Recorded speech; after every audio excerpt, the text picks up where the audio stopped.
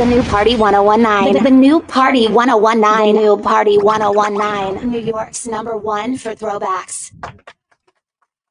Ladies and gentlemen, welcome to Outside the Booth, where we talk to DJs about DJ life and experiences. I go by the name of DJ Commish. Why not? Alongside my co-host, the lovely BX. Hey now. And Mr. 212 himself. Yes, sir. Making all that contact behind you. I got you. DJ Knuckles is here. And we want to give a special shout out to our people on the boards here at the Matrix Studios, the entire Matrix Studio staff. Yes. Thank you for watching us on YouTube, on Twitch, listening to us on party1019.com and commishradio.com. All right. And wherever you get your podcast. So follow us, like us, subscribe to us, review us, give us 5 stars. 5. If you do not give us 5 stars, you say you give us 4 stars, I believe that you're hating. You're just hating. You're just hating. Show right? us some love. Now, today is, if I'm correct, today is episode 10, right? 10. Which means that we're already at a milestone. We're at a right? milestone. So that means we're not going anywhere. We're here. We're not going anywhere. So we're going to do this episode today a little bit differently. Like we normally talk to DJs, but we're not talking to a DJ today. All right. We have a special guest here who is, the best way to put it is my friend. Let me tell him about my friend. I was gonna say a mogul. He's a mogul. Yeah. Entrepreneur, a CEO. He is a businessman and is an inspiration to a philanthropist. He's an a writer, educator, an author, a former artist, manager, father. That's the most important part. That's the most important part. That part. Father. Yes. And my friend, Mr. Marlon Greer, CEO of Fly TV. And he's here with us for a special episode today. So thank you so much for coming through. Thanks for having me. This is awesome. I was like, man, who's that guy here with all those accolades? I was like, who's coming in? You out for Summer Jam, bro. Listen. Marlon, I gotta start off like this. I mean, you're not a DJ, but I gotta ask you, just like we ask all of our DJs, the first question I have to ask you is, how did you get your name, Flip? Yeah, definitely. I'm going to get to that. But just, big up to what y'all doing here outside the booth. It's one of the hottest podcasts, out there, in the world right now, So it's definitely thanks for having me here. And I know this is not really the segment that you normally do, but I'm happy to, break that mold. Yeah, you going to come in and bring a different energy. So we flipped it a little bit. Right? Yeah, no pun intended. Right? But the connection is, all the stuff we're going to get into with you, you're going to self-explain the doors you open and the access that you have, as well as all the stuff you built for people that followed you. And like our story goes and our questions go to get the answers and the information to get it out there, you're inspiring, period. You know what I mean? Yeah. So we're going to get into that and make sure we let everybody know how you did it, what it is, and what you do. You know what I mean? Because definitely. Work in progress. But thanks to Jehovah, which is the biggest part. Yes, sir. Going back to what you were saying, Flip, it's interesting. I mean, I was born in that year, 1971. So I know kids is like, so we didn't have, the iTunes and Tidal and everything. Then we actually had records. Yes, sir. An A side and a B side. Right. Of course. So we would flip the record, and then it's always the flip side. And then, so that's a piece. And then also, I always empathize whenever we was doing something coming up. We have one way. So, and I'll be like, what's the flip side of it? Let's look at it both ways so we can be well informed before we go on a mission. So then as we started, coming up with the group and everything, Militia, then DNA, the name just stuck with me, Flip Side. And lastly, I'm a Gemini. So whenever I would meet young ladies or whatever, they'd be like, what's your sign? And then I'd be like, Gemini, oh, you be flipping, you two-faced and all. I was like, no, I got 2 sides, one when I'm cool with you and one when I'm not. Okay. Right. That's it. And and I think every sign, You're lucky number 2 or something like that. Mine is. You touched on something in your answer where you were an artist. You were an artist. Right. Yes, You were in 2 groups. Right. Yeah. Talk about that. How did you get started? Well, that was the whole introduction to the whole entertainment industry, the best time of my life, because we knocked on every door, tried to get signed, sitting with Puff, Wyclef, Master P, Houston, wherever it was, we was about it, Right. And shout out to Master P, about it. Yeah, but basically it was just a rough migration, but that was like the learning ground for everything else, being an artist. Because without being an artist, without like creating contracts, without reading through contracts, without hanging up posters and learning the importance of no, and then the preparation for that one yes, that we're all looking for, because that's all we all really need. That was the building block. So we started South Jamaica, Queens. My cousin Marlon, Big DS, that was down with Onyx, rest in peace. But I grew up with Fredro. Sticky was from Brooklyn. So he would come. Actually, Fredro, I just saw, big shout out to Fredro, but he mentioned that he used to be a barber. Okay. He started out like that at New Tribe. But basically, he got his first job, and I was the person that he cut his hair, because he had to show the owner that he could cut. Oh, okay. He's like, yo, Mom, what you doing, Cole? I was like, yo, I go over there. And then that started his barbering career. Yeah, that's outside the booth, That's hilarious. Yeah, but definitely, so the first group was Militia. It was 4 of us, from Southside Queens. Then the war of attrition, then it became 2 of us, my partner, Dave Finn, Diverse, and we became DNA Disciples, delivering news to all. That's really got a lot going on in the industry. That's dope. That's dope. So now, when you talking about the music and Frederick Starr, so how did you get started in the industry? Like what age were you when you got started in music? Well, I like to say 85, 86, but I didn't do anything with music. But that's the day that hip hop changed my life. Okay. Because the Run DMC had that. Here we go. Yeah. Here we go. Here we go. Live. Right? And I heard that, and I was like, wow. And that night when I went to sleep, I saw myself on stage, but not by myself. It was somebody else there. I didn't see the other person, but we was like performing. And later on, that would become my partner, 10 years later on and everything like that. But that's when the light switch went off for me. Oh, okay. And I told Run that too. Like we do this annual golf tournament with Robbie Cool Bell and Cool in the Gang in Livingston, New Jersey. And Run was there, and I had to share that story with him. And that was recent. Yeah, like in August. Yeah. Nice. So you playing golf with the guy that made Celebrate? Oh, wow. Oh, man. Yeah, right. As a matter of fact, let's give him a huge shout out, because they're being inducted into the Rock and Roll Hall of Fame this Friday. Wow. So, Ohio's going to be buzzing, but long overdue. Yeah. They should have been there a long time ago. Yeah, the most #1 samplers group in hip hop. Yeah. You surpassed James Brown. I didn't know that. Yeah, He surpassed James Brown? That's a fun fact. Wow. That's crazy. Yeah, another fun fact that everyone didn't know, not only did you do music, but you and I used to do a radio show together. Oh, wow. At Goon Radio. We had a whole studio in Jersey City. Wow. It was me, right? Him, wow. That was on Hudson Street, right? And Math from Wu-Tang, DJ Mathematics. Right. So but that was interesting. It was and big shout out to Chuck Creekmore too. Yeah, all hip hop. Him and Grouchy Greg, I think they just celebrated an anniversary.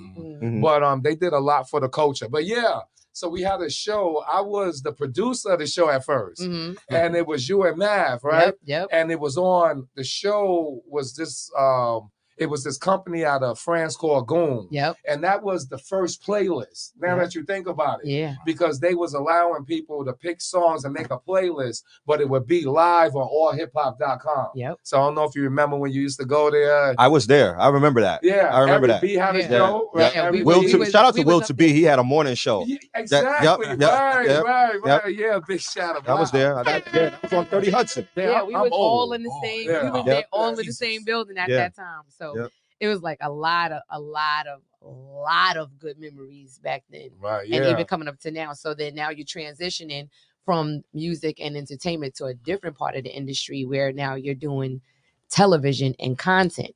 So let everybody know about how you have this huge relaunching of Fly TV and what's to come of it. Only thing I can say, man, the world gets out the way for the man and woman that know where they're going. And sometimes, like, when I was sitting here, I was playing, but, I was like, who's coming in? But I did all that. You know, and when you're in the mix, sometimes you don't see it because you're just doing. Correct. You know, you're thinking about the next way and next way to make your brand relevant. And what can I do to get shock value with maintaining your integrity in a world that seemed like that, you know, down is up and up is down. Everything is just topsy-turvy. Right. But just knowing who you are. But yeah, so it was interesting, this whole transition. I mean, we actually started, big shout out to Jay Alexander. We started with Fubu TV. Yeah, remember that? Yeah, and they doing this thing now too. But we started with that, developing content and everything for Fubu. And you know, they was more lifestyle, fashion, things of that nature. And at the time, you know, still working with them, but we spun off. And my buddy, Eton Thomas, former basketball player for the Washington Wizards and OKC Thunder. Didn't he play for Syracuse? Yeah, well, he's still the #1 leading rebounder for Syracuse. Yeah. Yeah, so he holds all the records there. Actually, I was just speaking to him prior to this. That's okay. Awesome. But so he had a dope audio podcast that he was doing. And then, you know, we was just launching Fly, and I was like, man. And he's interviewing, you know, dope people, you know, everybody in the game. And we was like, man, what happened if it was a visual to that? You know, because just the audio. So I bumped heads, you know, we were speaking and he loved the idea. And that was the real, that became our flagship show for Fly TV. And then that's crazy. That's why, you know, people always looking for help or this or that. You got to do everything you can with what you have. Yes. And once the universe see that you're taking advantage of everything in your power, then it will give you other things to take advantage of. Absolutely. You see, well, sometimes you just have to sit back and look at where you are and work more efficiently, you know, with where you are. Yeah. You know, so it's interesting how that came about. But yeah, so working with Jay, and then we developed the podcast with E-Time. And at the same time, this was we have focus first, right? And we learned very quick. We was subscription at first, 12 years ago, losing money hand over fist, because nobody is going to subscribe to something that they have no loyalty with. Right. And at the time, HBO and Showtime, they was moving into the video on demand space, but they had brand loyalty from the cable subscriptions. Right. You knew them as that, but they knew that people was moving away from TVs, going into consuming content on the go. But they didn't know what it was, right? But people, you know, was able to gravitate. So we started off with subscription that was going nowhere fast, right? And I'm not ashamed of that, because that's part of being a business owner, to adjust and pivot. You know, sometimes you love something, but you got to look at the numbers and the analytics and what the consumer and the data is telling you. And that's what you have to really go off of. So we saw that we had to switch. So we did Fly for free. And we started the rematch, and that was it. So now, at the same token, basketballnews.com was starting a company. And now millions of followers. I actually should have stock in that company. You know? That's a whole other thing. But anyway, they was bringing up their company at the same time. But we was interviewing Mark Cuban, Kareem Abdul-Jabbar, Isaiah Thomas, like everybody. And they started getting our content. So they would pay us for 2 videos a month. And then they was leaning in heavy into the YouTube and building up their channel, putting a lot of money. So we would just do content. They would pay us. We give it to them. That would be the main content on their channel. And then we would get paid again from YouTube. Gotcha. Then Kenyon Martin and Jadakiss came with a show. Rex, my man that was from Kentucky, the shooter, Rex Chapman. He came with a show. Derek Fisher came, and then that started like a whole bunch of overflow of content. But we're going to take a quick break, and then we're going to come back, and we're going to get to know a little bit more about Flip. Let's do it. And everything that's going on with Fly TV, what's coming up, what's going on, and where you see yourself in the near future. So you guys stay tuned. But before we go, I'd like to give a quick shout out to our girl Kawana, who is she's from Harlem, and she has this awesome rum punch. It's a grown person's drink. So for all you grown-ups out there, you like your rum punch, go out and get you some Perfect, okay, by Kawana. It's your girl BX, outside the booth. I show my ID. The new party 1019. The new party 1019. The new party 1019. New York's #1 for throwbacks. The new party 1019. The new party 1019. The new party 1019. New York's #1 for throwbacks. And we are back with our special guest, Marlon Flip Greer, CEO of Fly TV. So before we took our break, we were just talking about you and starting all these content and pretty much starting what YouTube has going on. You were pretty much like the godfather, I guess, to get it going, and all these NBA networks and everyone paying you guys for content. When did you realize that you wanted to capitalize in this industry after you seen what they were doing with your content? Well, I mean, by that time I was already wanting to capitalize, but the shift, I think, of when I started really doing things independently, because remember, just to go back, we started out as artists, and then that converted into me like managing, consulting, and that was really the bridge. So actually working with Raekwon the chef from Wu-Tang. And then that sort of just at the same time, and that's when Napster was coming to play, and we was doing a lot with the labels. But I saw the money changing. What was going on, the label deals and production deals, that was disappearing quickly before our very eyes. So a guy like me would help consult, but you needed to benefit off of the capital from the labels that they would give artists, and then they would bring me in. So now if the labels are giving artists the money, there's nothing to pay me. So now I was like, look, this is not working anymore. And then too, I started having a family. And then, you're on the artist time. Yeah. They got a show, you're doing this. So I wanted to be in control. People talk about freedom. They talk about financial freedom, but that's only one freedom. And but you want freedom with your time. Yeah. Freedom with your thoughts. This space to be able to be creative and to let those thoughts just flow. In control of your own time. Yeah, and that's what it's about. So financially is just one part, but I needed a way to just shift for that control. And then that's when we started with focus broadcast. Well, you talked about working with Raekwon. When did you first start getting involved with Wu-Tang as a group? Or was it just him? No, well, it's interesting. I actually grew up with BX talked about before the Math Files, the podcast that we had almost 15 years ago. But I grew up with Math. Okay. We went to high school together in Queens. Oh, okay. And so we grew up, and then it was so funny.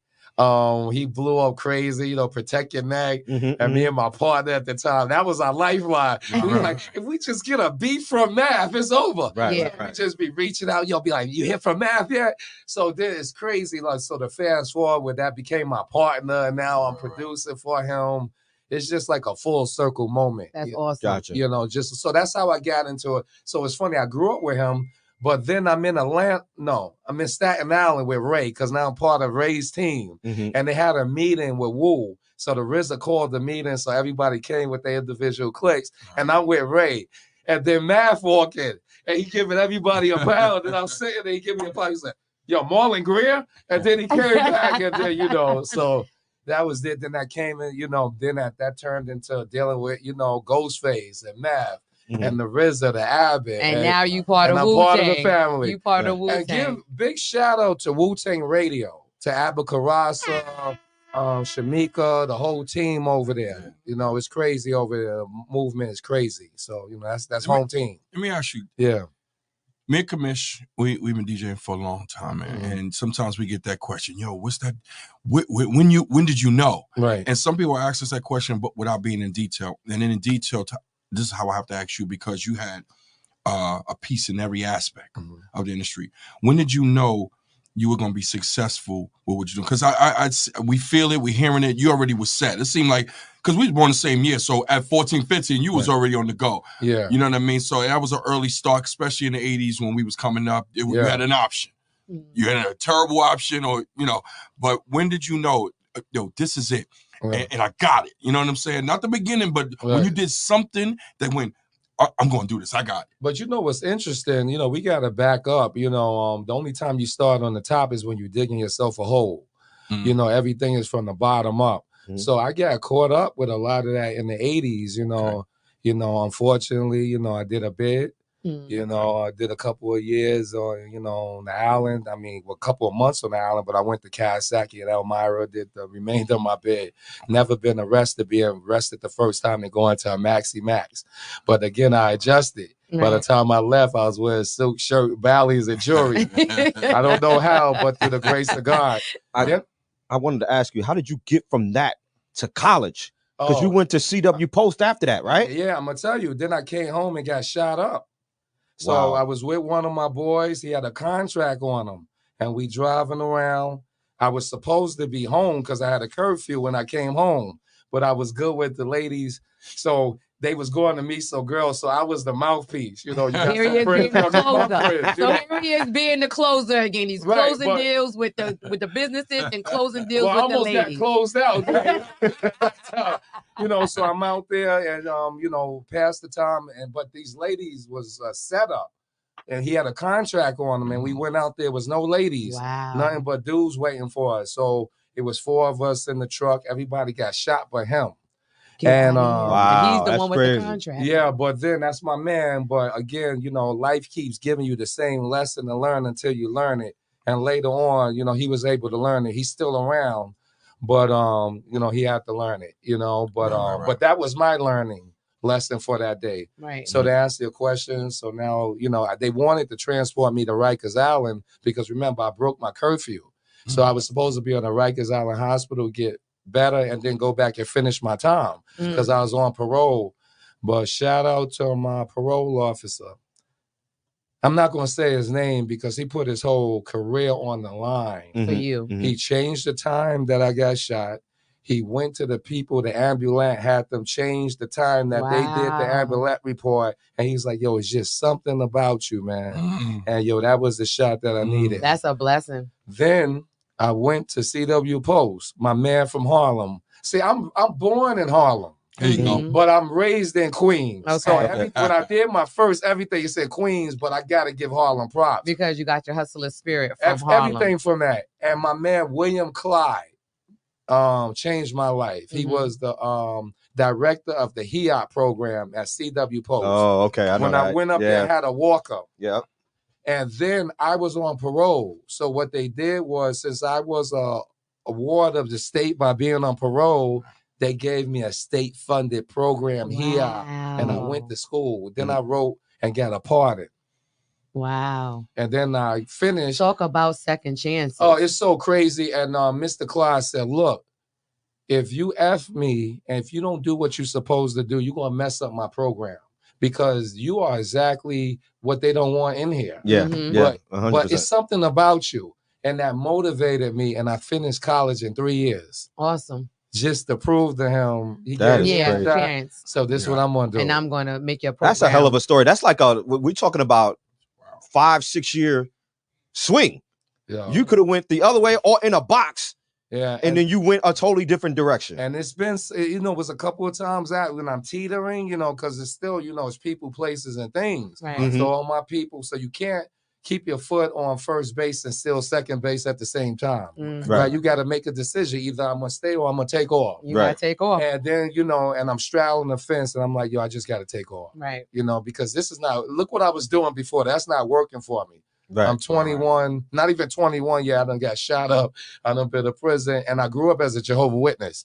So it wasn't even like I was outside like that. That was like a culture shot. When I went outside, I was really outside. You know what I mean? And then, you know, even sink or swim. Yeah. And I started doing breaststrokes with my eyes closed, with a smile on my face. You know? Right, fun. Well, you blessed yourself by it. And I have a great, wonderful grandmother, and her slogans is to the point, and you're living a life that she would talk about, and she would say, you took heat. Yeah. Because the signs was there. Sometimes we just ignore them, but like those guys told you, they saw something in you, man, and you wind up seeing it and it clicked. Yeah. You know what I mean? So definitely. Blessing to you, man. No, thank you. That's great. The crazy thing is that you say that, but me and you said the same thing the day we met. We seen something in each other because we met. I was on a plane coming from LA and you were coming from LA. I wasn't supposed to be in the seat. We was going to LA. Okay, we was going to LA. Right. I wasn't supposed to be in the seat that I was in. You wasn't, right. And they one put man me in does the that. seat. Yeah, they put me in the seat, and then we're speaking and we're talking about what I'm doing, what he's doing. And then ever since then, we've been in contact and touch with everything. That's crazy. Because when you speak to Marlon, it's like, one, he's inspiring, and two, he gives you hope. Like, your ideas can actually come into fruition, because anything that he thinks of, that I've seen him think of, it's been done.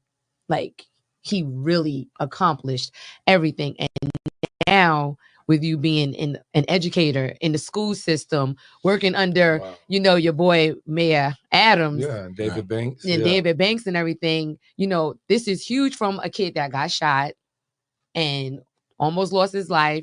You did a bit in jail. Now you're a father. You're a CEO. You're giving back to the community with these schools.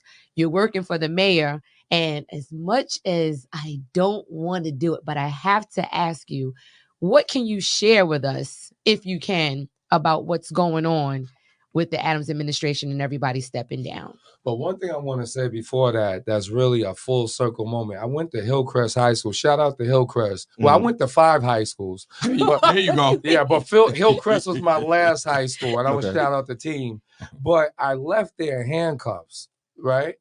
And then when I came back like 7 months ago, it was to solve a problem, because they had a teacher there that was an Israeli teacher, but you have heavy student population in that's Palestinian. Absolutely. We In went that in there neighborhood, to solve the problem. So for me, when I came in that lobby, I was like, wow, I haven't been in this school since I left in handcuffs. Now I'm coming with the chancellor and the whole team to start a faith-based organization to solve the problem. And that was like just, one of those aha moments. That must have been that must have been deep for you. Yeah. But one thing, to get back to your question, Mayor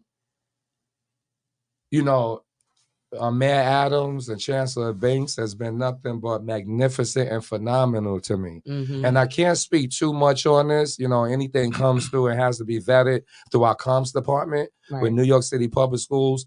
But Public Enemy made a record years ago about stuff like this. And it was called Don't Believe the Hype. I hear you. Yeah. I hear you. One of my favorites. One of my favorites. Yep. And the way Mayor Adams is standing firm on, I'm not stepping down, I'm not walking away. Like, I love it, because we have a president that's been, indicted on 34 counts, and he's still running for the presidency, and nobody's giving him the heat that Adams is getting. And I think that's unfair. But to know that you have come from where you come and to where you are and where you're going is just phenomenal. And we got to take another break, I think. So we're going to be right back. We're going to chop it up with Marlon. We're going to have a couple of things to say with him. Do you have a hypothetical for him today? No, I do not. Okay, you know so why? no Because hypothetical. Hypothetically, I ain't got none. This man is incredible, B. All right, we be right back, and Knuckles got something to ask you about your blazer. So y'all stay tuned. We'll be right back. It's outside the booth. Streaming online at party1019.com. This is New York's #1 for throwbacks. The new Party 1019, a Nexus radio station. The Big Apple is cranking real throwbacks. New York City. The new Party 1019, New York's #1 for throwbacks. And we are back outside the booth with Marlon Greer. I know, right? DJ Knuckles, he over there getting it going. I'm trying to get him started. Girl, you still right? I got him for this. I got him this. Yeah. I wanted to ask you, because we talked about it briefly in the last segment, but your work with the Department of Education here in the city of New York. Can you explain what that? How did you get that, and exactly what it is that you're doing with them? Everything that we do stands on the shoulder of something previously. So I used to be in LA a lot. So Greg Batman Davis, the co-founder of the Crips, he's actually the oldest ranking Crip in the world. It was started by him and Raymond Lee Washington. Unfortunately, Raymond Lee Washington, passed away, and now, it's Greg Batman Davis. So I was doing a lot of work with him 20 years ago, and the Crips and Bloods was just starting in New York. They didn't have that at that point. So he came and spoke to the kids at Eagle Academy, David Banks was a principal. He was the founding principal of law and government. He just started Eagle Academy. So I bring him. Oh, big shout out to my dude, to Aaron Barnett, because he's like Chancellor Banks' right-hand man. But Aaron and I went to college together. See that comes Small back. world. Small world. Yeah. So that's my brother. So big shout out to him. He does phenomenal work. I mean, ridiculous. So anyway, so basically with that, I brought in Batman. So Bank walk in. It was an all-boys school. You could hear a pin drop. He said, yo, what's going on? And he said, who's that? He said, yo, that's my man Marlon. I was telling you about. He's like, yo, he want a job? And then I became the dean. That's crazy. Because I had my degree. And I studied sociology. And then prior to that, I taught for a year. 1 year, I taught social studies. So I became the dean of Eagle for 2 years, right? So we did that. So now, so we fast forward to now DOE. So now David Banks is the chancellor now, and Eric Adams was a police officer that used to talk to our troubled young students that need an unconventional, different spin. So now fast forward, he's the chancellor, he's the mayor. Wow. And I started Fly TV. So I started a non-for-profit called LIFT. At first it was Project READ, Reviving Education Through Artistic Development. Okay. So it's interesting. Learning is different to me. Like, say if you have a student that's a great painter, but he or she is not so good at math. Yeah. People would be like, yo, get them a math tutor. I'd be like, no, get them an art tutor. Right. Because they like art. Right. And then once they do that, they can hire an accountant, somebody that loves math. Right. That's dope. Like, why are you forcing them to do something? So that's my whole approach on it. So it started with Project READ, and now LIFT, Leaders Inspire for Tomorrow. So I started an organization, myself, former New York Knicks superstar Allen Houston, and then Chase Bank. Okay. So Allen has his physical organization. Chase Bank is Chase Bank. But we partner up, for community-based objectives. Right. So basically, I started doing that. Big shout out to the Eagle Academy in Staten Island. Yeah. Academics went up, behaviors went down. Thanks to Jehovah Weaver solved the murder out there, was instrumental in helping that come together for an egregious act that happened out there.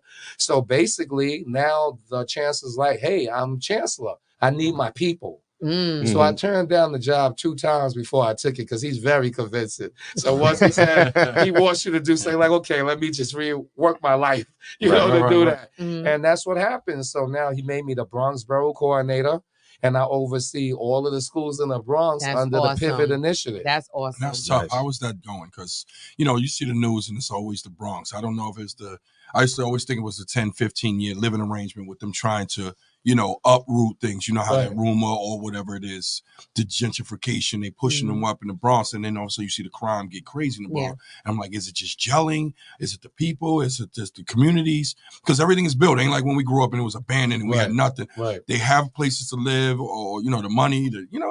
We go through life. But what do you think the Bronx schools are going through where we having that much crime from them teenagers and kids?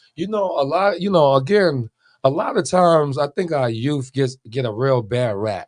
Yeah. You know what I mean? And there's some phenomenal things going on in the Bronx. I mean, I can just pull out a bunch of schools right now where the work is just, aerospace. I mean, one school that just stands out. I mean, it's so many schools. TAF.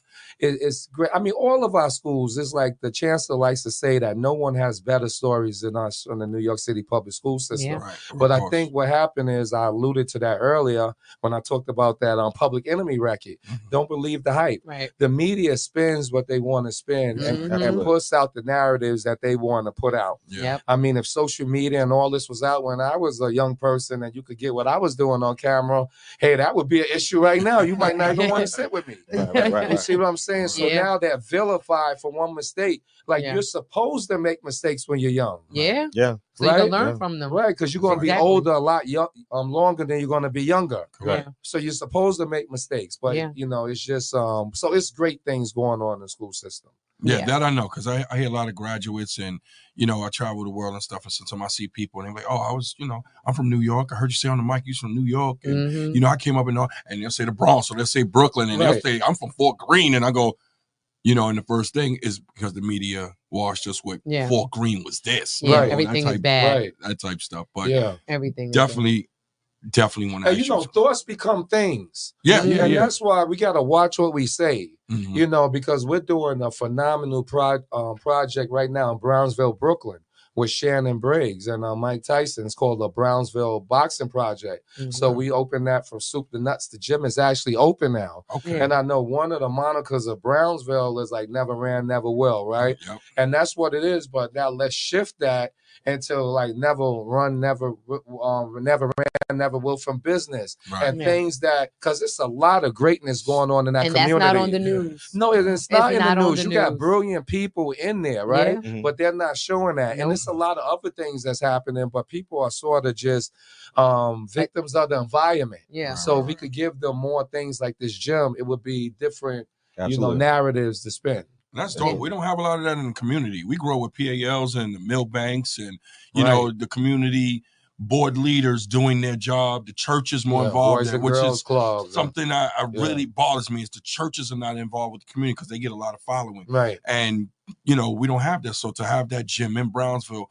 them guys are second guess being where they're at or just feeling like they're settling. Yo, ain't nothing to do. Let me go outside and see Sham and them, you know. No, yo, I'm gonna go to the gym and see what, you know, and so and see the great thing about that too, not everyone can be a fighter, but anyone can be a commentator or a ring girl or a cut person or a videographer. Or taking the stat analyst. Right, It's so many jobs. things that you can do within boxing. Like any other sport, there's a lot of things that you can do. And that's what I love about you guys with Project Pivot is that you bring different programs that we used to have for after school programs back into the public schools, because before now, the kids get out 2:30, 3 o'clock, something like that. And then after they get out of school, the parents have to rush home or they're leaving their kid at home all day.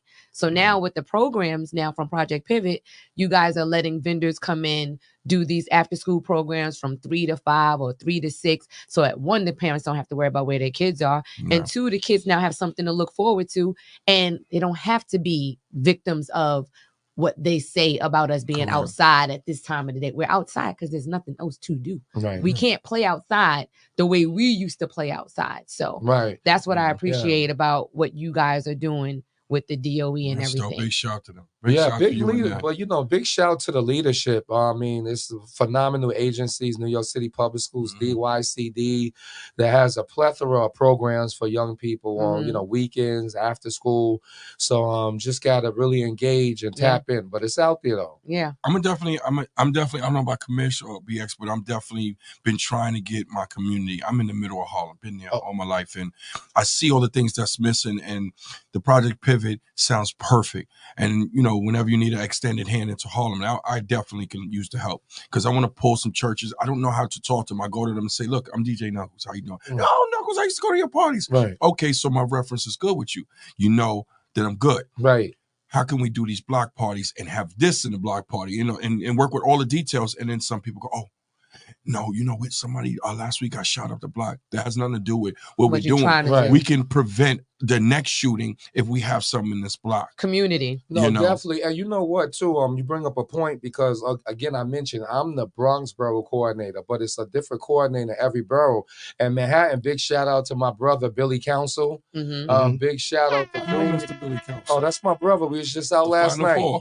Show was doing out last night. A Black Week. Yeah, big shout out to Black Week. That's when innovators from culture, creators from the culture, Black and Latinos get together and think about the future. Dope. But in Queens we have Howard Hudson. And Lou Renda. In Brooklyn we got my guy Kwame Gaddy. We got Jonathan Cologne in Staten Island. And am I missing anybody? No, I think that's everybody. And I said it's yes, that's everybody. That's everybody, and it's led by my brother Aaron Barnett. You know, but it's under the initiative of the mayor and chancellor. And that's crazy. So big props to them. I got to reach out to Billy. I didn't know that was his staff. Oh yeah, no, definitely. His information line. Come on, and I grew up with him. I used to do his parties. He was the Final Four. All right, the mighty Final Four. Man, that's that's my brother right there. That's my bro. Man. So again, the universe gets out the way for the people that know where they're going. So. Yes, sir. Absolutely. Well, I got a major question for you. Sure. Man. It's right up my alley. I'm a dad. Yes. And you know, I worked with some great artists and we traveled the world because of the type of records they had, the great records they had, their status, and enjoyed it. Took me out the basic hood. Yeah, right. And but when I came home, I missed a lot because I have a family. You know, I had 2 kids, you know, and I'm a real dad, you know, where I got full custody of my daughter and son, and I figured it out. It took time, but I figured it out. Right. I didn't have as much on my plate as you. Right. Well, how do you manage that, my brother? And the top lock ain't on when you come home. Yeah. No, that's a great question because, you know, family first, second, and third. Yes, sir. And it's interesting. I never met my biological father. So that was important to me. But, you know, people can teach you by what they do and by what they don't do. Right. You know, so when I had children, like nobody came to my games or whatever, I never missed a game. So I have a 26-year-old son who's a professional soccer player. I have a 20-year-old son. He'll be 21, October 27. He just made the dean's list and honor roll. His 3rd time he's in college. And then I have my daughter, 8-year-old, who's the boss. So, yeah, that's it. So Little London. she's the best. Karate, and I learned so much from her, but karate and tennis. That's our 2 things. Yeah, those are her 2, and gymnastics. Well, she did gymnastics, but she kind of gravitated from that. So now it's karate and tennis. So I learned so much from them. But, you know, it was rough. I got divorced in 2012. And that's like anybody that got divorced that's watching this know your life is crashing. Yeah. Everything that you thought is ridiculous. Right. So you know what? How I cope, I didn't do I just shut down. I said, yo, I got to focus on my kids. And that's it. Sometimes you got to put your life on hold so somebody else can live theirs. Yeah. And at that point, I'm in my 40s. I said, yo, I'm focusing on my kids. But when I was focusing on my kids, I didn't know that Jehovah was still, for instance, my son, Jalen, that just made the honor roll. He was on the Playtime Panthers. Big shout out to Swanee, all right? Wayne Swanson. And I was just taking him to basketball. Right. But the coach was Nate Burleson. Really? The former football player. Yeah. So he just moved to our town. Wow. And That's he crazy. wanted to do something with his time. I didn't know he was going to be with Gail King. Right. I didn't know he was going to be with Jim Brown and all those guys. I didn't know he was going to be on Good Morning NFL. Yeah. And then 6 months later, here he is. We in his living room watching Detroit play somebody. That's crazy. And a great, phenomenal guy. But again, I met him from just taking my son to basketball. Yeah. And not thinking about nothing with no fly TV, with no focus, just being a dad. You see what I'm saying? Yeah. And my oldest son, just like, you know, he plays soccer. So anybody that know anything about soccer, it's a very expensive sport and it's very time consuming. Yeah, it's not cheap. It's not cheap. But let me tell you, his son was recruited by the Red Bulls when he was 13? Yeah. Wow. 12, 13. They wanted him at 12 or 13. And then he got the scholarship to Fordham. Yeah, then Fordham University. Yeah. Then he went to Kentucky. Then he went over to the UK. And he played over there. So this young man had lived almost a full life before turning 25. Yeah. And was like heavy in sports and heavy in school and like handling all of that. And still, let's not forget, doing all of this successfully while his parents are going through a divorce. Like that's rough. It's tough. Yeah. It's tough, but you got to lean in. You got to be, it's funny. The people used to say, because again, soccer is 5 days a week, right? Because you got practice 3 days a week. The game is on 1 day. And then if you want to be nice, you got to have a private trainer. Yeah, absolutely. Right. So that's 5 days. And you talk about traveling, different countries, Dallas Cup and this and that. I mean, all over. But what happens is though, too, that was a building block. Because one of the best stories with me and my son, one time we was coming home from soccer and my windshield wipers stopped working and it was pouring. And he had a full day of school. He went to train, but he had to come back. It's so much sacrifice that the kids go through. And it was pouring, but I had to get him home. So I got out in the rain. I took off my shoestrings and tied it off the one windshield wiper, went to the other windshield wiper, tied it. And he's like, yo, Dad, I was like, nah, I got you. Pouring. And we made it all the way home. Pull. Wow. Pull. Wow. And he brought that up 2 weeks ago. Wow. So just from being a dad and leaning into that. Yeah. You see what I'm You saying? get the So that's where bond, the meat bonds. is. Yeah. So now I could tell my kids we could be on a 120-story roof, jump off. Yo, Dad, I don't see nothing. They Yo, gonna trust it's you. a net right there. Go ahead. They gonna trust you. Backflip. Right. Whatever. Trying to win the gold medal. They're you know. gonna believe So, you. but that's what it is. You know what I mean? Yeah. So that's where the balance that came. I didn't. I just did that, and whatever time that I had left, then I gave it to myself. Right. And then things just worked itself out. Right. And then I had more time. They got older. They figured it out, and then I could get back to what I was doing. You, Big Dad. Thanks, man. That's awesome. And shout out to all the dads out there doing it for their children. Yeah. Knuckles, you. Well, I'm not a dad. I could give you my dog for a dad too. Nah. Okay. We're gonna take a quick break though. Take a quick Yeah, break. it's the last break of the day. Yeah, we're gonna come back and finish up talking with Marlon. Yes. And we'll see you guys in the studio outside the booth. The Big Apple is cranking real throwbacks. New York City. The new Party 1019, New York's #1 for throwbacks. The new Party 1019, New York's #1 for throwbacks. Yeah. And we're back Why not? outside the booth. Why Your not? girl BX, DJ Knuckles, Yes. DJ Commish, Yes. I'm here. And our celebrity. DWI. And our celebrity. We in the Matrix Studios with the one and only Marlon Greer, CEO of Fly TV. Fly TV. So before we go, we got so much that we didn't touch on. So much we didn't touch on. But I want you to tell us, where do you see yourself in the next 3 to 5 years? What's next for you? What's next for Marlon and Fly TV? Well, I'm gonna definitely write another book. Awesome. Yeah, definitely do that. Yeah, we didn't even touch on the first book. Right. Sorry about that. No, I mean it's a lot. It's a lot. It's a lot. You got a lot going on. Yeah. So what was the first book? Try to stay busy. Right. But the first book, 365 words of encouragement. Okay. Inspirational words of wisdom. So basically, it's just designed for you to wake up because we control our life. Mm-hmm. Everybody look outside for everything, but it's all within. Right. I'm telling you, I lay down, I think about what I'm going to do, and I work it in my head like 2 or 3 times. And then when I get up, I just do what I already did in my head. Mm-hmm. And then it just gets better when I'm actually going through it in the physical realm. Right. Yeah. Gotcha. You know what I mean? Yeah. But I want to write another book. I like to, use my experience, right? Because we're all one, right? So whatever we go through, it could, be a learning or experience for somebody else. So a learning lesson or experience. So I like to put that out. Another book.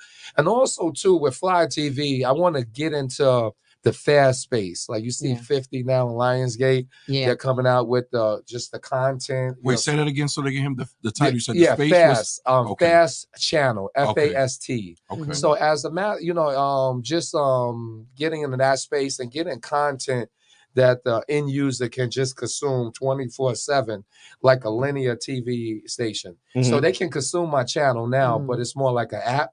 I want the content running. Okay. Because that will open us up to other income streams too. Because now you got that running, and you can charge advertisers, to be on those spots, 30, 60-second spots. Getting ads, like what YouTube is doing, just going to get those ads. Yeah, and another thing too, when I speak to people, they tell me I should do a movie on my life. Yeah. You should. It's been a lot of different things. So we're in that space. I got a huge team in Atlanta, and they're giving me tremendous content. We got some projects now I can't speak on, but major big names attached to it, and that we're in the process of shopping and working with. But probably just leaning into more of that space. What are some of the projects you can talk about that you have coming up? Oh well, right now I have a show that it's interesting. Tales from the Whip was an interesting. And remember before I was saying how you do everything with what you have, and then this is a perfect example. So me and my partner at the time, we're always into other businesses, right? Not only entertainment. You have to diversify.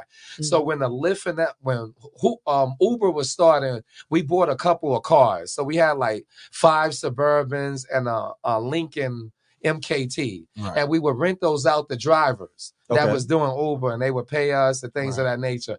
So then that was when it was Uber, but then Lyft came, Dow 7, Juno, Git, all these and car we people. Via, and we like, yo, so that business not working no more. We got to flip out of it. Right. And then the medallion started really having a fit because they paid millions of dollars for their taxi medallions. And now you have these drivers just coming, circumventing their whole bottom all line. the income. Yeah. So basically, we saw that flipping. And then they started putting like demands on drivers. You can't drive more than 10 hours straight and all this stuff. Yeah. This really made the business crazy. So we said, we got to do something. So I come up with this idea. Remember Taxi Cab Confessions? Yeah. But they was talking about sex. Yeah. Right? So I'm like, look, I don't want to just, I talk about sex too, but I want to do a whole show and just talk about sex. Right. So I want to talk about business. So we did something called Tales from the Whip. So I have my celebrity friends. I'm driving. It's like a mobile Shark Tank, right? So we did that. I did 3 years of that, 3 seasons. Wow. So then Bill Bellamy is sitting with my mentor, Lynn Burnett, started Vibe magazine. And actually, we was at Martha's Vineyard at his party, right? Right. So basically, he was like, yo, I got this show. And Bill was like, yo, I was just talking to Envy. Because, Envy loved the cars. Right. And he's looking for something to do. Tales from the Whip. So now, of course, it's more shock value. If Envy is the host of me, right? So I got out the car, Envy got out the car, and we put that together. So Bill Bellamy, Lynn Burnett, and Envy, that's our show. That's awesome. That we working with now. Another show, Studio Boss, that we just worked with my guy, Zaki out of Atlanta, brought Chris Bentley to me, celebrity architect, build studios. So now we're bringing that on, and we're going to be doing that about building studios. Everybody from French Montana, Red Hot Chili Peppers, whatever. Crazy. You just got content for days. Yeah, it's a lot of shows. And also the rematch, like I mentioned, so we're going to reboot that, another season. Yeah, the rematch. Yeah. So when is it launching? The relaunch? What are you going to do? So we're actually going to launch it the first of the year. Oh, awesome. Yeah, the holidays are approaching and things of that nature. We're going to let the dust settle. And January 1st, the new Fly TV. But with that being said, I work off of energy. And, I plan a lot, but some things are impromptu and spontaneous. Yeah. And, I've been watching y'all, and I love what you're doing, the content you have, just the efficacy of your show. So I'm always looking for dope content. So in front of everybody, I would like to offer you a channel on Fly TV, and I would love for you to be a part of the Fly TV and the Focus Broadcasting. Oh, yeah. Let's drop a bomb for that one. Wait. Let's moving Fly TV. Let's get it. It'll be our own channel. You heard it here first on Outside the Booth. Let's go. We on Fly TV. I'm Fly.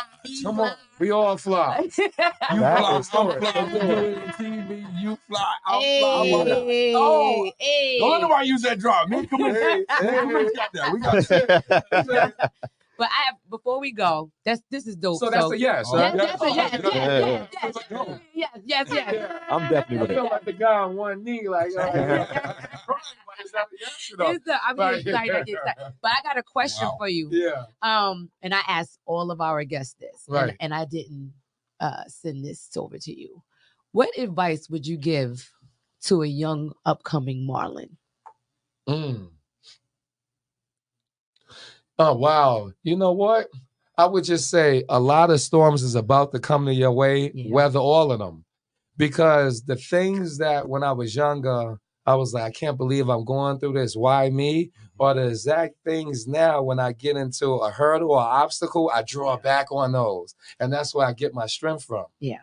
So I wouldn't change anything. Wow. Dope. Yeah. You learn from all the no's until you got your yes. That's it. Because you only need one yes. That's it. Yeah. So no, like we was talking in the break, that's a great word. Yeah. Because it prepares you for the one yes that you need to just take you you're going to get plenty of no's. You're going to get plenty of no's in life. Plenty. Yeah. Right? You get a lot of How many no's did everybody in this room get at one point in time? You just you could probably fill a room up with all the no's you got in here. The no's I got almost had me quit. Yeah. my music. Yeah. I'm still getting those. Yeah, that's what I'm Like, saying. I'm still getting those. Yeah. Yeah, Yeah, they nothing don't stop. stops. Yeah. It doesn't stop at all. Did it ever make you I want get to the walk away hollers now. from the industry? Did any of the no's that you guys received, myself included, did you guys ever want to walk away from the industry? Yes. Absolutely. Yeah. Yes. Absolutely. So Yeah, why'd you definitely. stay? Because it feel like you're going through it by yourself. Yeah. It feel like no one's helping you. Nobody's really interested until you're on top because you're already somewhere half your foot or 1 foot in the door, Right. Yeah. and you need help. Right. Yeah. You have to say you need help. Nobody's gonna get on top in front of any kind of mic apparatus and say, "Yo, big shout out to me. I did this. Y'all see it," because he's lying. Right. Yeah. You know what I mean? So the no's, like he said, builds your strength, Build especially character. your history. You know, and it depends on when you get the no too. Yeah. You know, some get them properly in the beginning. Yeah. You know, like we started at the same time, 15 years old, making that bad decision. And we knew we wasn't supposed to be there. Right. Mhm. 'Cause somebody was saying no, Right. you know, and Right. that wasn't a no in a good variation, you know. So, but once you got it right, you got a no in the bad, but you was prepped. You was like, okay, that's a no. Let me go look For at this now. other door. That's a no for Yeah. now. My experience of almost walking away is as recent as this year. As recent as this year. You're gonna walk away. Of course. Wow. I mean, people, you know, you get told no a lot. Life It is weighs on lifing. you sometimes. Life be lifing. Yeah, it happens. Definitely. It happens.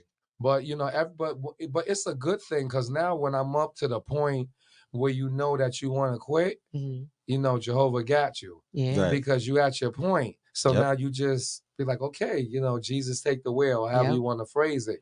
But that passion, that burning desire to go out and get what you want despite. That keeps you going. Yep. That's Exactly. what I was going to ask you too. Do you love it, or now you're in the business part? Because I know you love being on that stage because that's something you dreamt before you got on there. Right. But the passion part, is that still in you, or because you're business, you're like, look, I got to feed my family? Because you got a lot of businessmen like, okay, I know how to do this, but I need to feed my family. I want this. I want cars. I want this. Right. So it's no love for it, but they know how to do it. Are you passionate about what you're doing? No, Everything definitely. you're doing? Yeah, and that's a great question because a lot of times people confuse love with infatuation. So, you know, in all type of relationships, and then you will experience stumbling blocks. But if you're infatuated, you're not going to hurt them. It's gonna wear off. It's going to wear off. Yeah, absolutely. Infatuation always die absolutely. down. But when you love something, it don't matter. I mean, I scale walls, fight alligators, run through. It don't matter because you know what you want. And I would just tell people to trust themselves again and listen to your inner voice because we all have the answers internally, but we all think that they're outside, and we don't think that we're worthy enough a lot of times. And but you know, we have everything that we need to accomplish whatever desire we have. And the reason why we have the desire because God put it there. Right. And so now it's our job to go and get it. Yeah. Right. Trust it. Trust the process. Absolutely. Well, we only scratched the surface with you, but I want to thank you for coming through, sharing your time. Oh, much From love. Gracie Mansion straight to the Matrix Studios, sitting here with your girl BX, DJ Kamish, DJ Knuckles. Thank you, Marlon Flip Greer. We Welcome are to the outside the family. booth. Yeah. Thank you. Yes. Yes. You fly, I'm fly, he Marlon, fly, what she it is? fly, I'm fly. You fly, we on TV, y'all. We on TV, y'all. All right. We'll catch y'all on the next episode. This is Mama Outside made the it. Booth. Yeah. Later, y'all. The new Party 1019, New York's #1 for throwbacks.